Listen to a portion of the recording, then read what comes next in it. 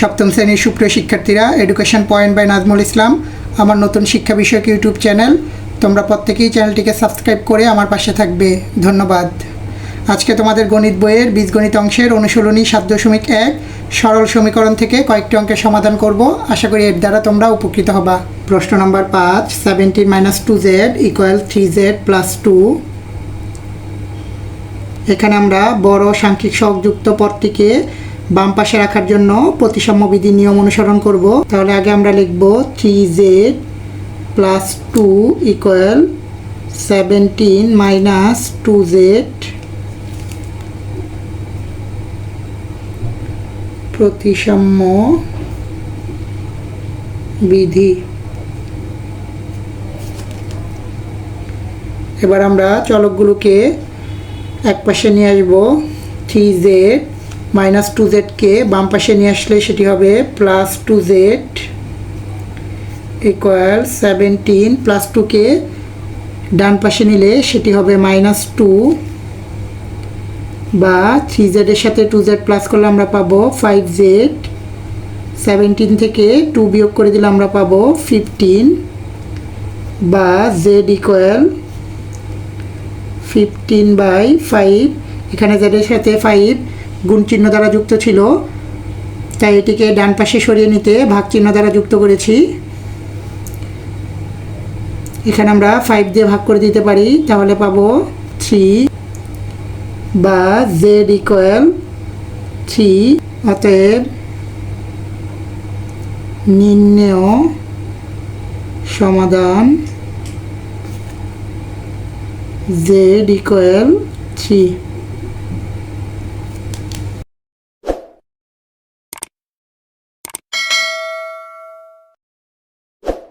প্রশ্ন নম্বর 6, 13z - 5 = 3 - 2z।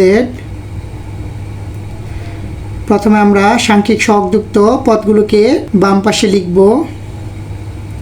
13z - 2z কে বাম পক্ষে নিয়ে আসলে সেটি হবে +2z = 3, -5 কে ডান পক্ষে নিয়ে গেলে সেটি হবে +5। 13z এর সাথে 2z কে প্লাস করলে হবে 15z, 3 সাথে 5 প্লাস করলে হবে 8, বা z = 8/15। অতএব নির্ণেয় সমাধান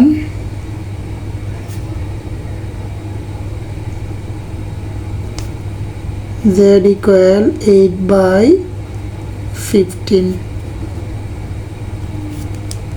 প্রশ্ন নম্বর 7, x/4 = 1/3।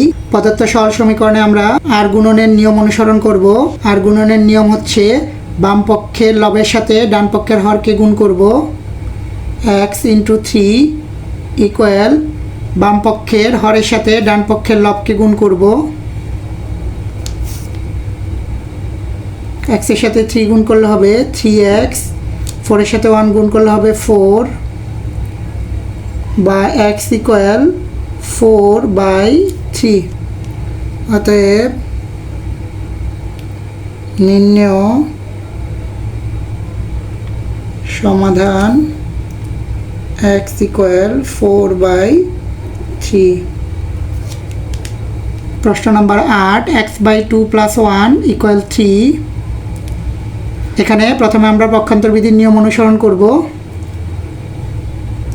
x/2 = 3, +1 কে ডান পাশে নিয়ে আসলে সেটি হবে -1, বা x/2 = 3 থেকে 1 চলে গেলে হবে 2, বা এখানে আমরা 2 এর নিচে একটি মনে মনে 1 ধরে নেই। এবার আমরা আর গুণন করব। x এর সাথে 1 গুণ করলে হবে x, এবং 2 এর সাথে 2 গুণ করলে হবে 2 × 2, বা x = 4। অতএব নির্ণেয় সমাধান x = 4।